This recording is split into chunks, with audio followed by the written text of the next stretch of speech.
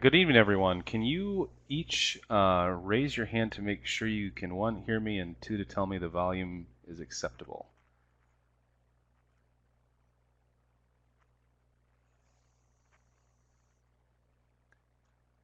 And Melinda, can you hear me as well?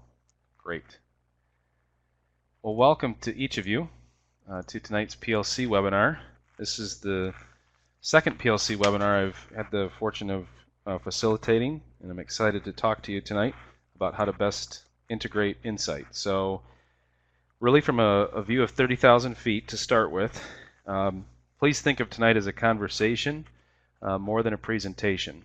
The time that we've allotted for questions takes up approximately half of our time together tonight, and only 15 minutes or so will be a recap of Insight. I will pace this according to your questions. I am happy to deviate from the script when you have a question.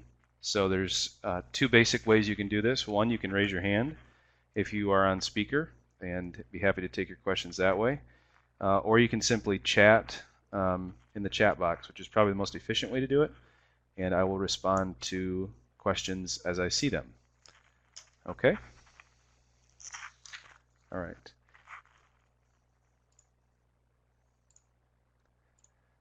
Okay, so just a brief bio of myself. My name is Kyle Vanderwall. I teach just outside of Grand Rapids, Michigan, southwest suburb, at a school of just under 1,900 students. I teach 5 sections of APUS to all sophomores. This is my 14th year teaching APUSH. And you can see a little bit about my involvement with Insight. Goes back to February, I think, of 2015 as a committee member, and then also a materials author. And this past year, as the new iteration of rubrics came out, I was one of the persons editing some of the work with Insight to make sure it aligns with the latest iteration of rubrics. I also consult for APUSH at your normal one-day workshops or summer institutes, and I'm also a reader and table leader at the AP Reading. This is also my second year using Insight, so I have a pretty wide breadth of experience with the program, and I'm happy to answer questions that you may have, especially as it relates tonight to, as I mentioned, integrating the program. So, and that's the biggest takeaway right now, is to think about this as less understanding nuts and bolts of the program and more about how best to integrate, to incorporate this as a complement to your instruction, not as a prescriptive program or something that has to replace all of what you do. This is supposed to complement what you already do well. And the value for experienced teachers is it takes concepts that are really difficult to teach and learn. It's not that we're deficient in areas necessarily, it's just some concepts are really difficult to teach. And for the veteran teachers, that can really assist them and give them new challenges. For the new teacher, this is a nice tool to have it come alongside your instruction and help you deal with those really foundational, difficult parts of the course as you start your career teaching APUSH. So our objectives are pretty clear. I'll allow you to read through those. I'm not going to read those back to you. I'll just give you a couple highlights from them. So for the first one, we're just talking about what's coming up.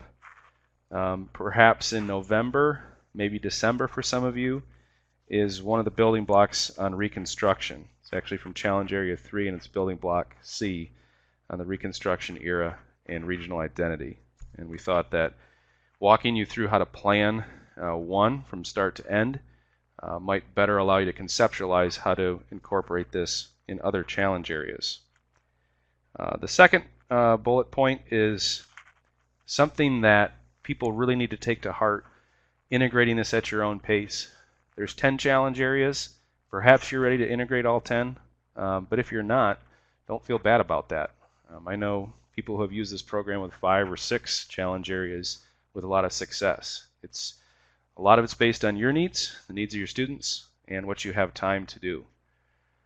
And the final point is, again, I mentioned this at the start, this is all meant to complement what you're doing. It's not meant to replace everything. And it's not an overall comprehensive curriculum where if all I did was teach AP Insight, my students would be ready for the exam. There's 19 learning objectives. Insight covers the 10 most foundational and difficult. And so tonight really is the focus question, best practices for implementing this in your course. So again, stop me when you have questions, type in the chat box, and I will deviate according to your needs tonight. So as I mentioned at the start, we're going to look at an overview just to make sure we're all on the same page. And while tonight's mostly about a conversation about how to integrate, if there are questions about the inner workings, don't be afraid to ask those either. We can quickly answer those questions so you feel good about how to use this program. What is Insight? I've been asked that both in these sessions at Summer Institutes. People are curious about what this program is. And from the basic level, as it says there, it's instructional resources and assessments for learning. And really like you to think about it's formative in its nature. It's during the learning process, it's for learning, and it's targeted. So instructional resources, as you think about them in performance tasks, think about those as lessons. And then there's check-ins along the way in the way of formative assessments that are very targeted to the discrete parts of the course that students tend to struggle more with. That's the biggest picture I can give you. The 4 tabs here, prepare, teach, assess, and act. I like to think of those as the pillars of Insight. This is what holds up the structure. And we'll be talking more about each of those as we roll through this. But just to give you a glimpse, we live in teach and assess, right? That's where teachers live. Part of what makes Insight powerful, though, are the first and the fourth one, prepare and act.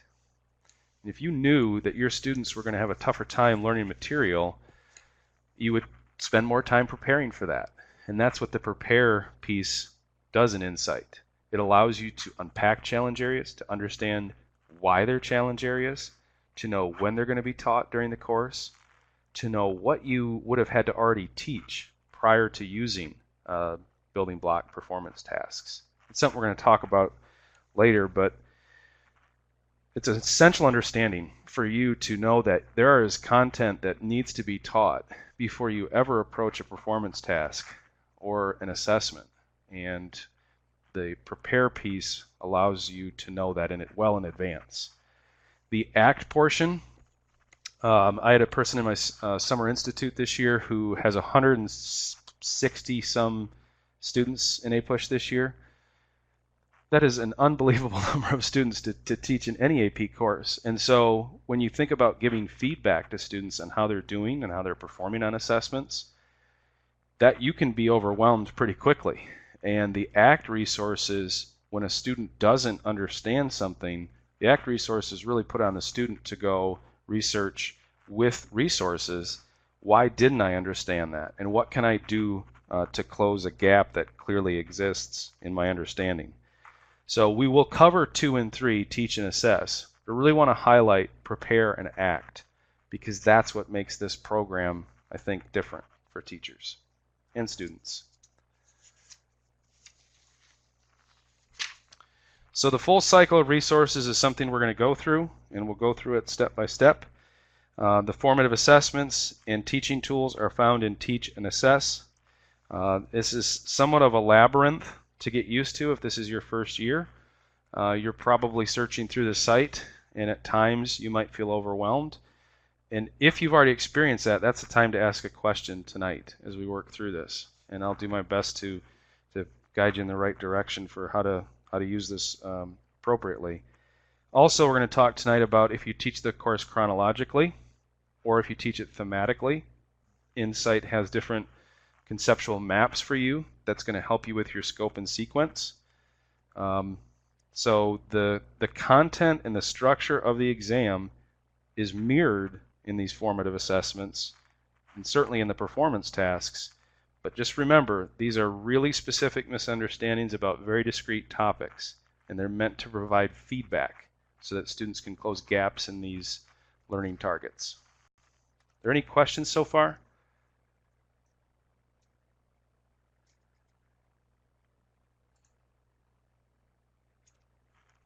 can see Nicholas is typing, so I'm just going to wait to see. Okay. So the first portion of this deals with preparing. And when you go online and you go to the strategic piece, it's the first tab when you go there. There are a couple pieces here that are going to allow you to see a macro area of the strategic planning.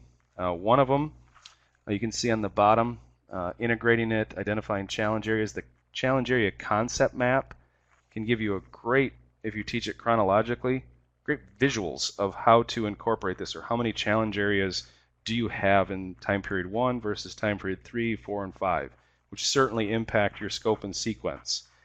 And also, if you look at, for instance, time period 5, 6, and 7, have quite a few building blocks. And that's where I was saying earlier, you need to take a strategic approach to this as well. With, do I incorporate 10 of these? Do I incorporate 5? Is 4 a better number for me? Depending on what your students struggle with. So it'll give you both a macro picture, and then as you go down to plan your units, it'll actually give you an example of a month, day-by-day schedule about how you would roll out these resources for students in a way that keeps the integrity of the Insight program. So some of these slides as we move through tonight, I'll kind of give you the big picture, and you'll see pop-up pictures of where to go once you get on the website.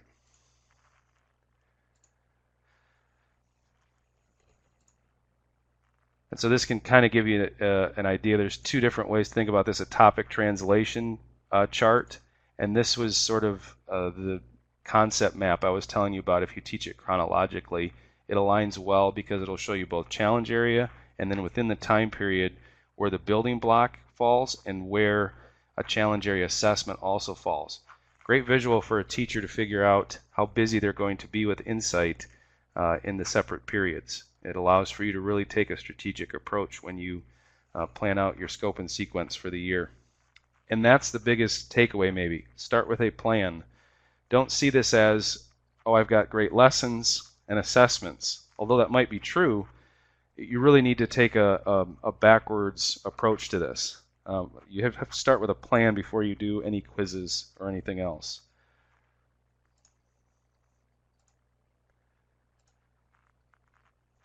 See, Nicholas is typing, so I'm going to hold off to see if he has a question before I move on.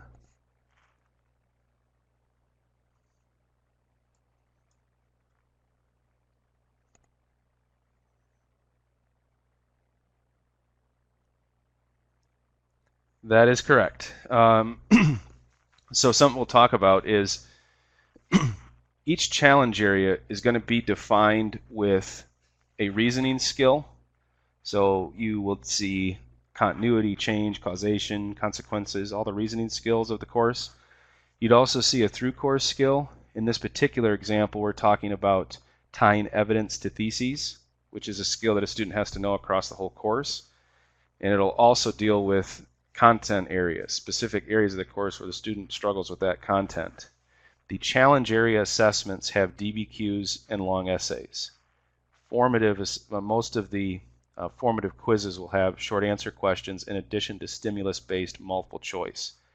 2 to 5 questions plus a short answer on some of them. So you're right, there are specific parts of the exam that are covered in the assessments.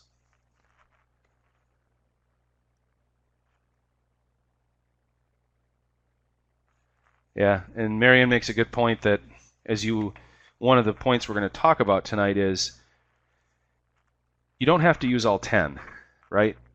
When you decide to use one, though, commit to it. Commit to all of it.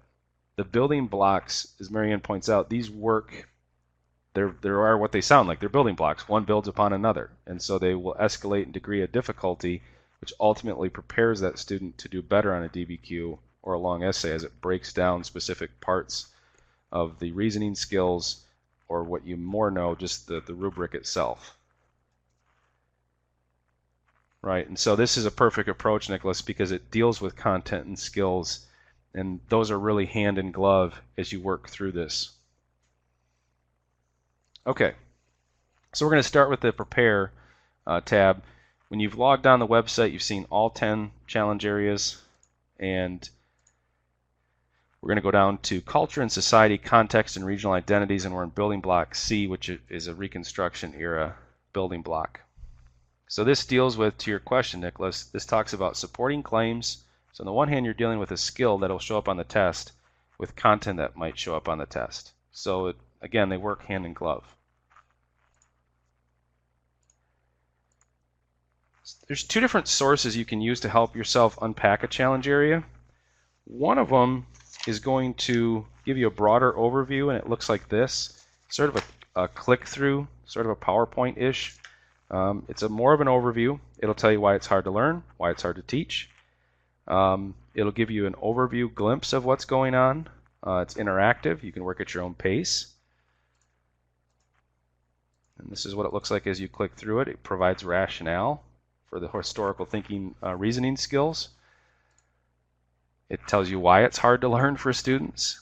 And again, it's not about their deficiencies or ours as teachers. It's just difficult content. Why is it hard to teach? If you want the more detailed approach, this is the one you want to go to. You want to go to the guide to the challenge area. Unpack the challenge area is a broader overview. The guide to the challenge area gets in the weeds in a good way, because these took us 6 months to write. Because it's really focused to why are we teaching this particular content at this particular time. For you, it'll tell you what do you need to have taught before you introduce this building block performance task. So for instance, we used one today on context and foreign policy, and we're in the Federalist era, and we used one of the building block performance tasks. But my students have already read about the Federalist era. They've already read about Washington's and Adams' foreign policy. So knowing that, I feel more comfortable using that performance task, because some of the performance tasks will make assumptions that you've already done that. Now the guide to the challenge area will point that out for you, but just know when you get to a building block and you use that building block, the building block's been designed with the assumption that content has been taught. And if you're unsure of what do I have to teach, this is the place to go. They'll specifically tell you not only time period, but specific concepts you should have taught already. For instance, there's a lot of secondary sources. We know historians make assumptions when they write, much different than a textbook, right? So you're going to want to know, what do I need to do prior to using these resources? And this will tell you specific rationale. It'll tell you the specific success criteria and misunderstandings. And I hope I didn't oversell that, but that's a great resource to use, especially if you're new to the program. The part that we're probably most interested in, the teaching and assessing, is, as I said, that's where we live. I use an article, excuse me, in our summer institutes. Perhaps you've seen it if you've attended one recently, and it asks 3 questions in the article, the authors do. The authors ask, students need to know 3 things when they're learning. Where am I going? What is it I'm trying to learn? Not only the preparer is going to tell you that, it's going to help you articulate it. The building block's going to tell them where they're going. And now they need to get to, where am I now? And how do I close gaps if there are gaps? That's what the teach and assess tabs will do. It tells them where they're going. It gives them an understanding of where they're at and what they're struggling with. It has check-in points in the lesson, and it also gives them ways to close gaps as they work through the lesson. These lessons are designed to be 45 minutes. How's the pacing going if you've used any so far? If you can type in the chat bar, these lessons are designed to be 45 minutes. If there is homework, the performance task should indicate that, both on the student and teacher sheets.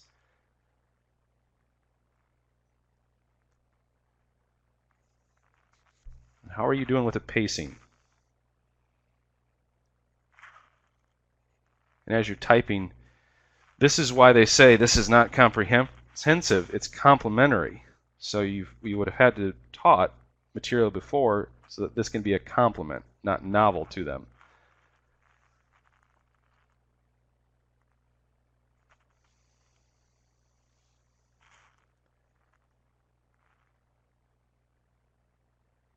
That's great. This will work really well for a block schedule, because not only can you probably get through a performance task, but you can also get through the assessments.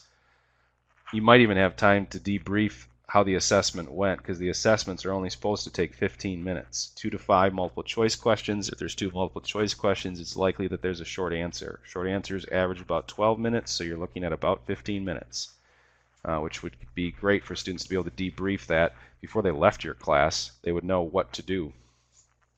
And same thing with Marianne.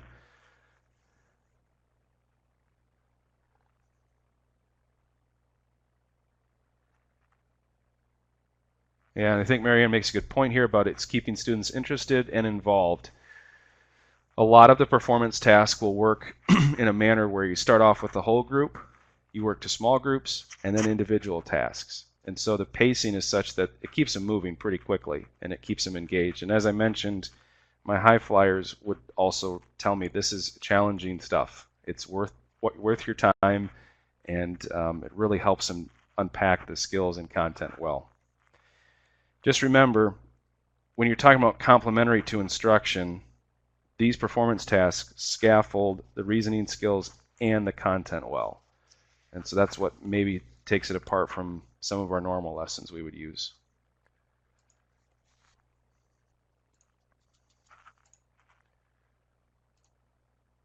And this goes through some just visuals of what the performance tasks look like. Hopefully you've seen these. It'll reiterate the goal. It'll reiterate the timing. It'll reiterate some of the content that should have already been taught for you.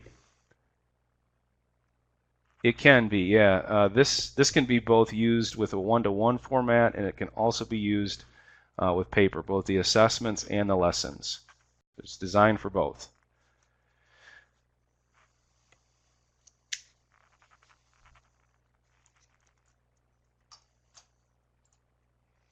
Okay, and then the assessment piece, and then we'll get into some of the questions, because we're coming up on 22 minutes, so I've got to pick up the pace, but I'm happy to answer questions if there are any at this point.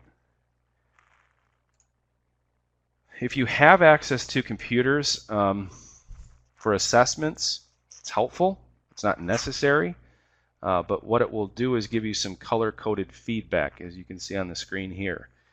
It'll give them green, yellow, or red, depending on their level of understanding, which can push students to, okay, as they look over the whole course of the year, they'll be able to see how they did in what different challenge areas, which is a great tool for review. It also tells them what to do next, and it tells you what to do next. We mentioned this is a formative assessment tool. It's for learning, and we make decisions when we use formative assessments. Discrete decisions, targeted decisions. So if I give a quiz, 80% of my class is in green. They all got one of the questions right. We did pretty well. But if I'm looking at it and half my students didn't get it right, it probably tells me that I need to go back and reteach it. Or we need to talk about what that question was asking. If you feel like the class is doing pretty well, but there's a few students who aren't getting it, this will target their approach as well. It'll give them resources that they can turn to, and this is where the next steps come in. Next steps with both guidance and next step with ACT resources.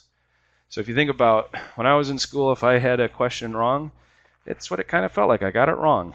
I know I got it wrong. I know I don't understand it, but I don't know what to do. And students know that. Students know what they don't know. They just don't know what to do about it. The ACT resources built into the assessments tell them what they're likely to misunderstand, and it gives them a resource to use to help them close that gap in understanding. And this is what that's talking about. Acting to target the misunderstandings. Included in your lessons at the end of each lesson is a Close the Gap section where it'll tell you where to go for a different resource. Maybe it's a Giller-Lehrman mini lecture, maybe it's an essay. But again, these ACT resources are really useful for you because you don't have to take time to build them, and for the students because they're already targeted to what the misunderstanding was. And that's sort of detailing where these look like and where to go for these. And again, you don't need this online. It works really well online, but you don't have to have these. These can also be in paper as well. So one of the activities they suggest is, again, if your class did poorly, maybe we just want to print out and distribute the reports on how they did on the assessment. And that could be a lesson for a day. Go back and relearn this. Go back and reteach it. use some of those ACT resources in class or as homework, depending on how your pacing is going. That's what we just talked about. So this kind of took you through the 4 pillars. I know it was pretty quick, but the goal tonight is to have at least a half hour for questions and feedback. So I hope, if anything, I've tried to emphasize prepare and act, because I've just found that's what teachers aren't using as much. But of course, we live and teach and assess, so hopefully that made some more sense. All right, let me back up before we get to the discussion and share out. Let me reiterate, you don't have to use all 10. You could use 4 or 5. But can you see where within a challenge area, commit yourself to using all of these tools? For instance, in Teach, the student progress sheets, my students have actually responded well to those. It basically gives them a set of 10 to 15 true or false questions. And at the beginning of a challenge area, I want to see what they know, and I want to see what they don't know. And they need to know that as well.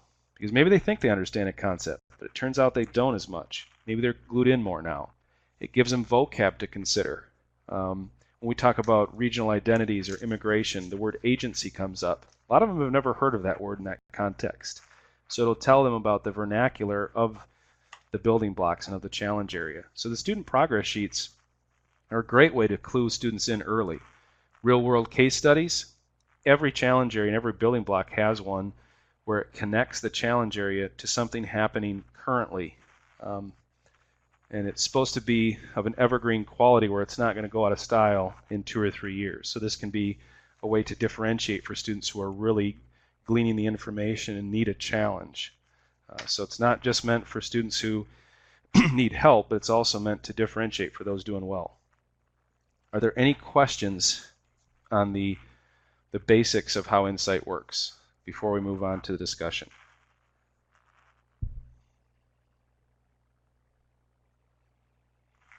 Okay, Nicholas, you're good so far. Melinda or Marianne, any questions?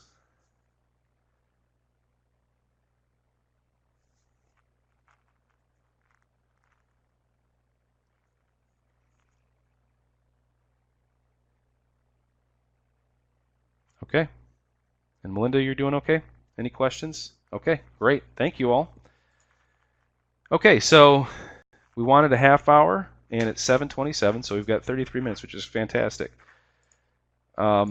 These will roughly go in about 10 minutes. There's 3 basic questions, but I also want to build time for you to just ask questions that you had. I hope you came tonight thinking, I really want to hear him answer this, or have us have a discussion about this particular issue with Insight. So the first question, we can devote about 10 minutes to: what Insight resources have you found to be most useful so far? And maybe a quick follow-up to that would be, is there something that you've tried to use but are struggling with? So I'll give you 2 options for question 1. What are you using that's helpful? And maybe what have you tried to use but are finding it's confusing, or it's not going as well as you had hoped?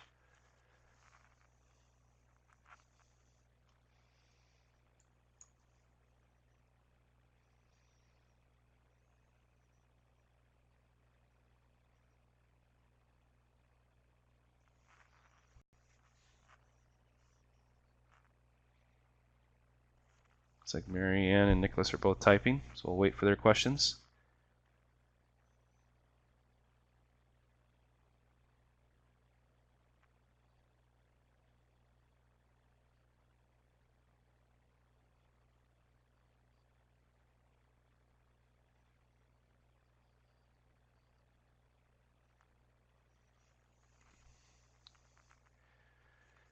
Yeah, so Nicholas, this gives you options. You don't have to teach this thematically. Insight can be used chronologically. That's actually how I use it. I teach the course chronologically, and so that concept map that I was telling you about under Strategic Planning tab, I have that sheet in front of me every summer when I go through scope and sequence for how I'm going to calendar the year, so to speak. I also have my IPR next to me, my instructional planning report, which tells me maybe some areas that I need to focus on more, which are likely to be found in one of these 10 challenge areas, given that they are foundational and difficult.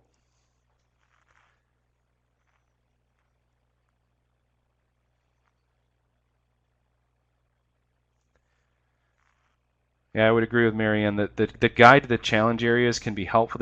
Again, there's topic translations, and there's a concept map for that as well, depending on how you best visualize how to build this into your course. But I think Marianne brings up a good point, which is, as I mentioned, it's sort of a labyrinth of resources, and it can be overwhelming. So if I were my first year teaching this, I would have my IPR out right next to me, and I would cross-reference it with the concept map. Maybe I think I teach a concept really well, but maybe my IPR is telling me something different. And that might be the decision you make to use that challenge area then. I think there are 3 devoted to economic policies, economic topics. So it's a struggle for students and teachers. So maybe it's one of those. The IPR can help you understand where to go with some of your planning. And while you're thinking on this, are there specific lessons within the building block performance tasks? Are there specific aspects of the performance tasks that you're finding to be more challenging? For instance, are secondary sources going okay? The primary sources are more difficult, or vice versa? And how is that throwing off timing, if it is at all?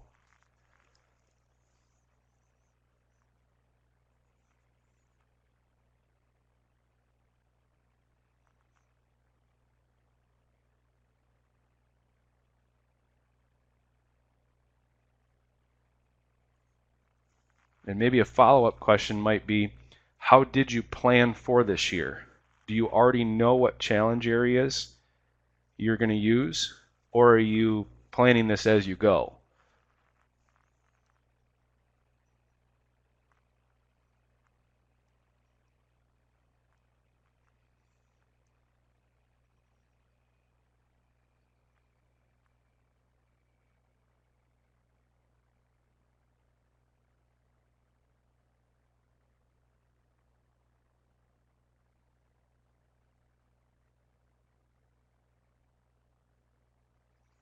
Okay, so Nicholas, have you started implementing it, or are you in this planning stages right now? You mentioned your principal purchased this and has a goal to increase AP scores. Do you have time carved out of your days where you can plan for this, or is this something that you're having to do? Okay, you found out about it 2 weeks ago. All right. So this actually is helpful tonight to look at. Here's one that's likely to fall in for most teachers November, December, to think through how could I teach that specific challenge area. Maybe you take the lessons from tonight and apply it to a topic coming up that you look through the building block performance tasks and you really like that lesson, then try and use it. But commit yourself to the bulk of that challenge area if you do. Okay.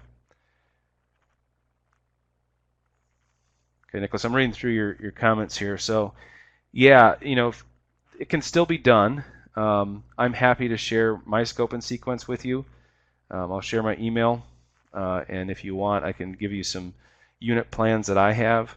Additionally, online, there are some example unit plans of how to go about planning, the strategic planning section, where it talks about student progress sheets, quizzes, performance tasks, that can be helpful too.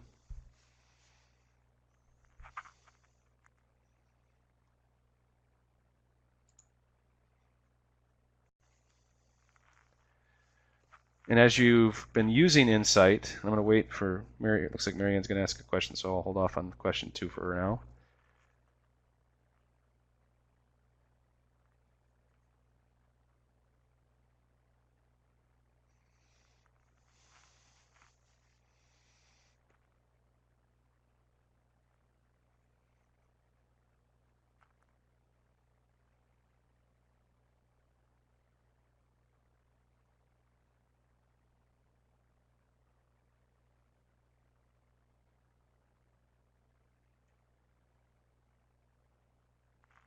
Okay.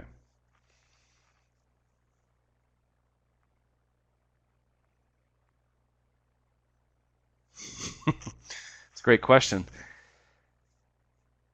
So just to reiterate what Marianne's saying here, this is meant to complement number 1. so you don't have to have a garage sale of lessons, so to speak. Um, but yeah, maybe there are specific concepts, and I think I would go back to my IPR to see, okay, even if I think there are topics I've covered well, my IPR again is telling me something else. Does that cover in challenge areas? And if it does, maybe I commit myself to that challenge area. And when those building blocks come up, if it means I have to get rid of what I formerly did, that's okay. I'm willing to try that because my IPR is telling me that I might need to try that. And again, it's not always a deficiency. Again, these are difficult concepts to learn. These are difficult concepts to teach. And these lessons have been targeted to those misunderstandings and to those student struggles. So I just would go back to the IPR to how to manage that. Any other questions with 1 before we move on to 2, which talks about what have you discovered either in using this program or as you've thought about incorporating it into discussion?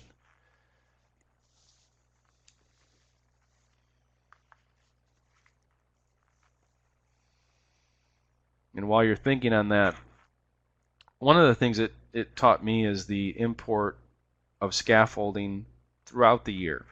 That maybe I wasn't scaffolding enough, that maybe I thought I would just teach my normal course. I can stop and reteach when needed.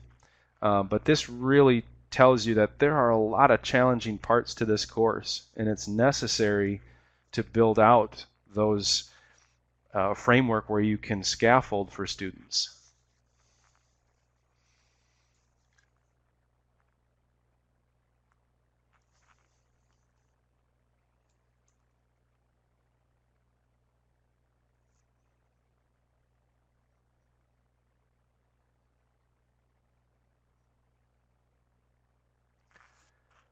So it's a great question on the ACT resources. Some of them do, and some of them don't. When it's tied to a grade, unfortunately, sometimes they would. Although research would tell us that formative work is not necessarily supposed to be graded. But this is more for students understanding that they know this is difficult material. It's likely to show up on the test. There's really no trick to getting them to do the ACT resources other than the fact that they know they need to know this stuff. I do think you bring up an interesting point, though, by having them complete the ACT resources during the school day can ensure that they are being done and that they're actually taking their time through the ACT resources. It's a really good question.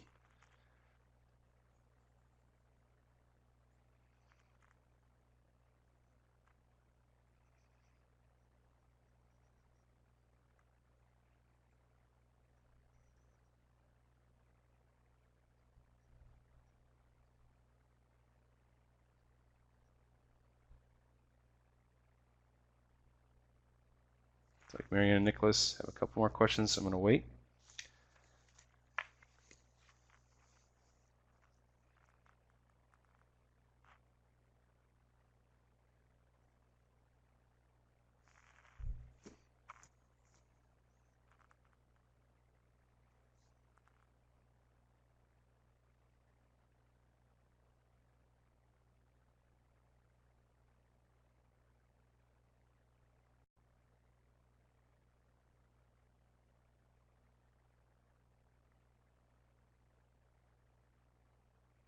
Yeah, Marianne, if you can, would you mind typing a little bit more, extrapolating that thought about how Insight complements the standards-based approach? And then while you're doing that, I'm going to answer Nick's question.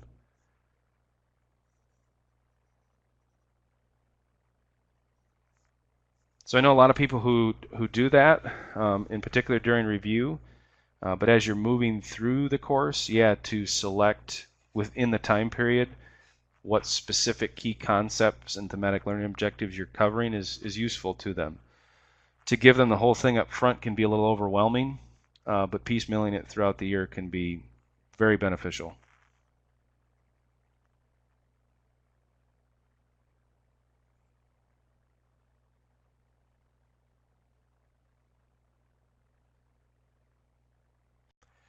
And while Marianne is typing, any other concerns you would have with using the program, or hey, I'm hesitant to do this with what you've described so far tonight?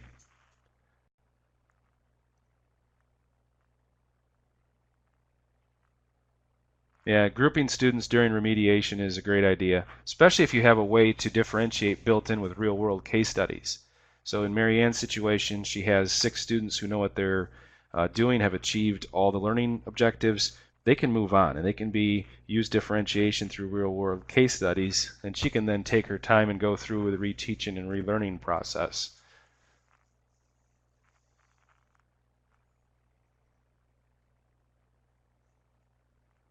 Any questions about what you've heard tonight and what you're nervous about as far as incorporating this into your instruction?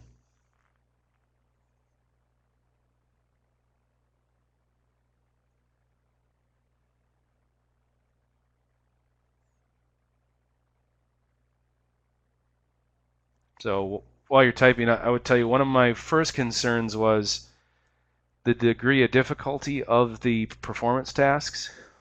Would my students be able to complete it in enough time? What if they couldn't?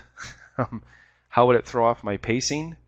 And like anything in teaching, it's going to take you diving into the pool to see how they do, to see how you time it out, to see what areas you need to maybe reel back in a little bit. And I would encourage you to take notes as you work through this. How did that challenge area go? How did that building block go? Did that performance task take too long?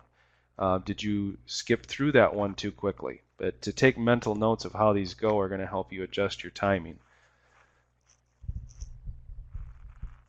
Most engaging are by far the performance tasks. They're very creative lessons. And as I mentioned, everyone from high flyers to the students who are struggling with some of the basic concepts, find them to be engaging. It also gives students a chance to work in groups and as a whole class.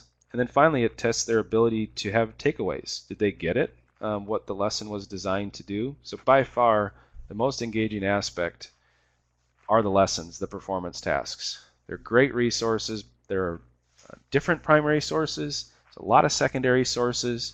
So if your school has not purchased a lot of secondary sources for you, it's a great resource for you.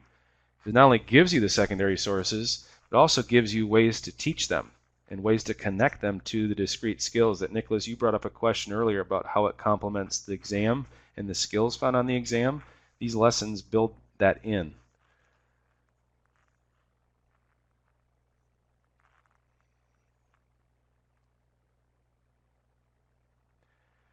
So there's a lot of variation to your question on secondary sources.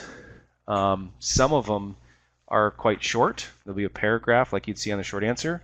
Others are full articles. If they are a full article or an excerpt of a full article, it will note in there that it should be assigned as homework. My students are working through Politics and Power 1.0 about political parties. And there's an assignment in there from Joseph J. Ellis as an excerpted article about Adams and Jefferson. And they're reading that tonight, hopefully, to prepare for tomorrow. So some of the times you can do it during class, others times are homework. Performance task will tell you how that should be done.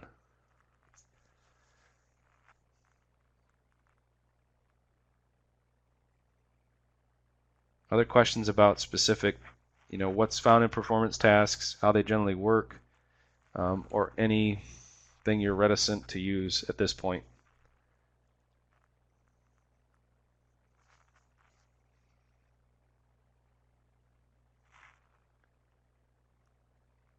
Before we move on, I'm going to wait for Marianne because we have another question to get through. But I'm going to wait for one more question here.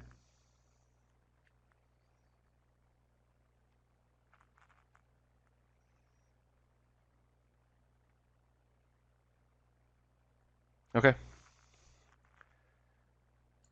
So our third question is can we all just maybe type in where you're at in the curriculum?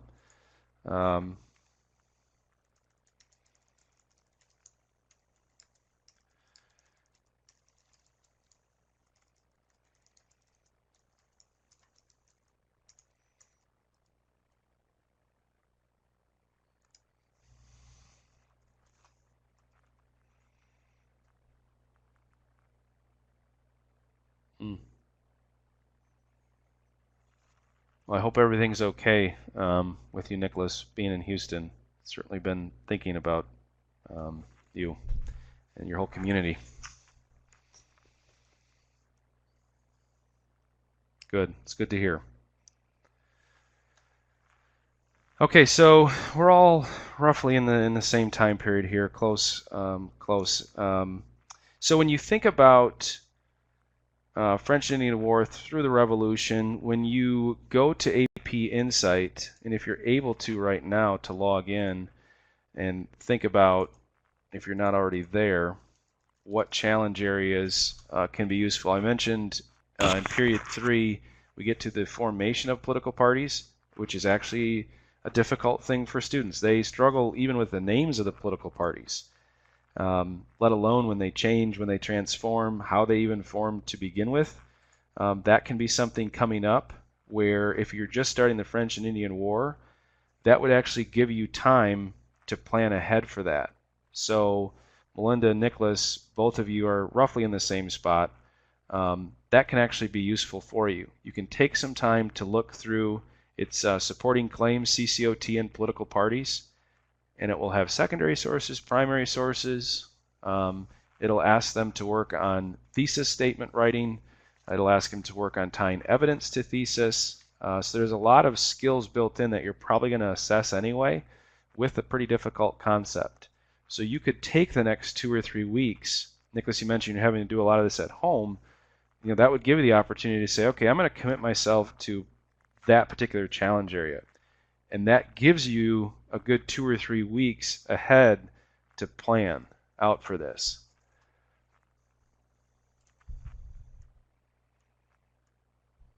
Contextualization in CCOT and foreign policy is another one. Once you get to that roughly the same time period, inception of the nation, that can also be a useful challenge area. That also gives you 2 or 3 weeks to plan ahead of time, which will make you feel more comfortable with presenting this material to the students. Especially if it's your first year using this, you're going to want to feel comfortable with the material before you pass it out naturally.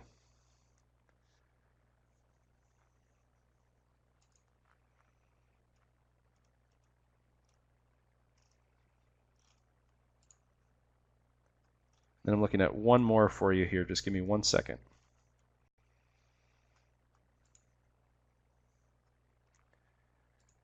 Yeah, so regional identities actually would be closer in period 4 when you get to sectionalism. So there are some that come up that you would have plenty of time to think in advance on and integrate into your course.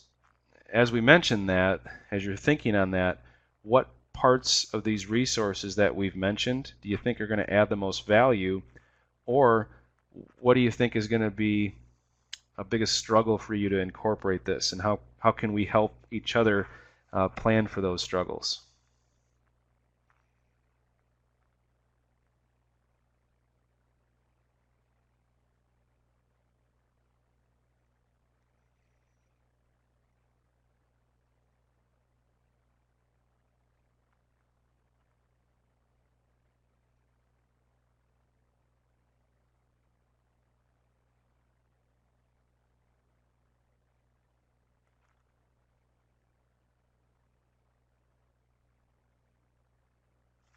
Yeah, so as I mentioned, if you go to, I'm just going to click through this so I can help you out. As you go to strategies, when you're on the page, and you see the last heading says plan your units, and there's a sample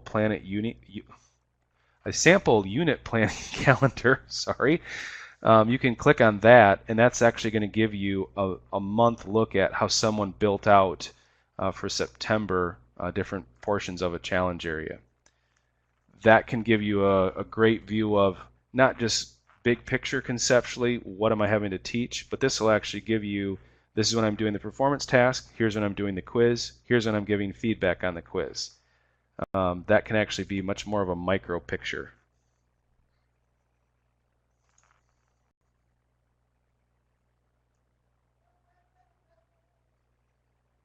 So my guess would be, as I'm looking at just how they pace this out, that this is not necessarily a full block. which again, Nicholas, you're on a full block. You can do more within that block. You can get through a, sorry, my children just got home and they're excited to see their dad. So you can get through a performance task plus a quiz within that full hour and a half, which would give you more time, obviously. So that can be a great resource for teachers. And then it will give you a blank unit planning calendar where you can edit the Word document.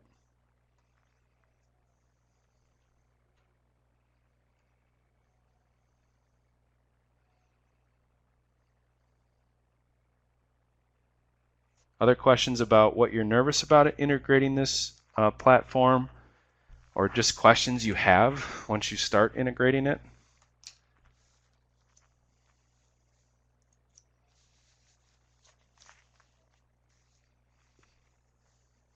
Any questions on the quizzes, the length of the quizzes? One thing we didn't talk too much about are challenge area assessments. So if you look on that concept map, so if you go back to strategic planning, and under the challenge area concept map, in orange you'll see them say challenge area assessment. And it'll tell you here some short answers, likely to be 3 or 4 short answers, 1 long essay, 1 DBQ, and it will cover the entirety of the challenge area. With the DBQs, they will not be 7 documents. It'll be abbreviated so you can get it done in 45 minutes. There'll be, I think, 4 documents covered on those DBQs. But if you had the time, you could obviously add in 3 more if you wanted to do that. But it's designed to address specific misunderstandings from the challenge area. These can also be great review items at the end of the year. So quizzes are generally set up in 1 of 2 ways. You either have all multiple choice, likely to be 4 or 5 questions, or you have 2 or 3 multiple choice questions plus a short answer. And that will occur at the end of a performance task. It targets the lesson goals, tells you how they did. Again, those can be on paper or online. The nice thing about online is it color codes how they did.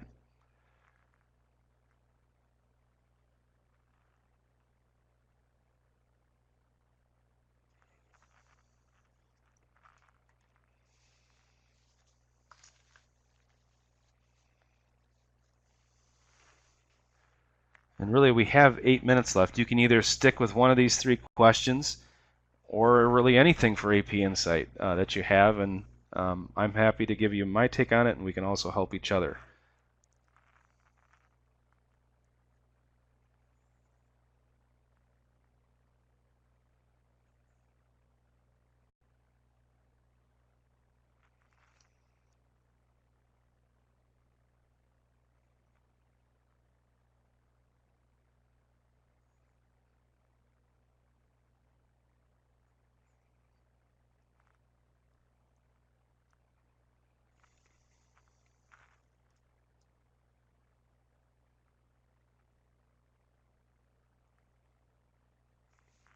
I mentioned using challenge area assessments during review.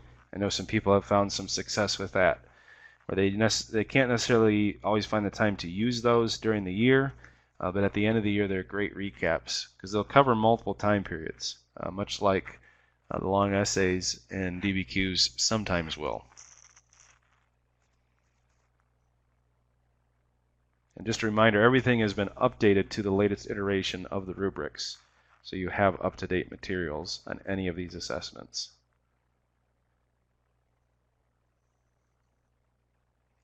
Within the assessments, I would also add there are student examples written. So you can see what is an exemplar. So those are also built in for you as well.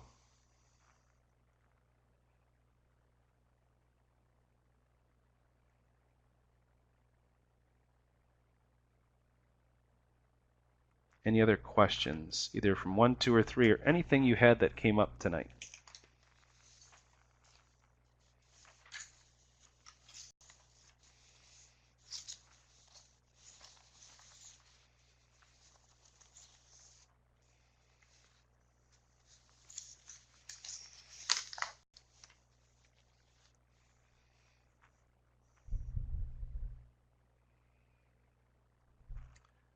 Yes, there is.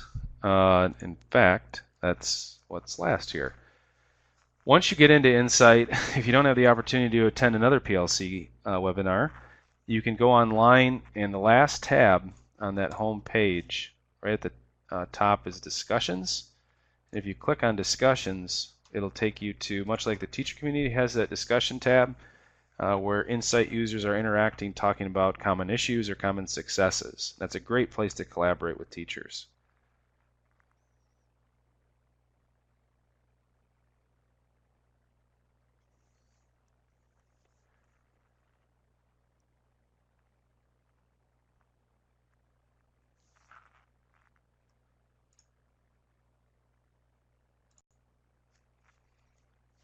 And I'm looking at it right now. It looks like there's a shared calendar on the post right now. So if you're looking for planning for next year, you're looking for current calendars, those discussions are happening right now.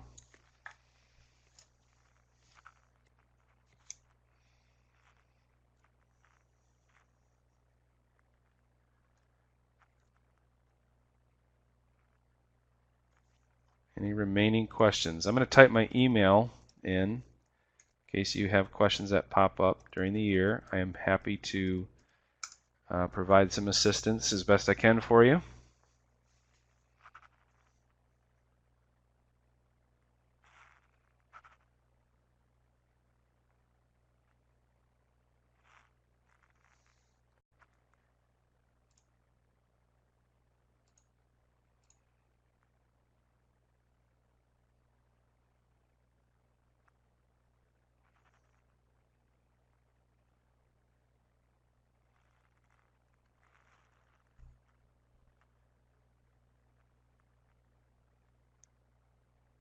I thank each of you for your attendance tonight, and I hope that this has helped you consider how to integrate this and make your course even more successful.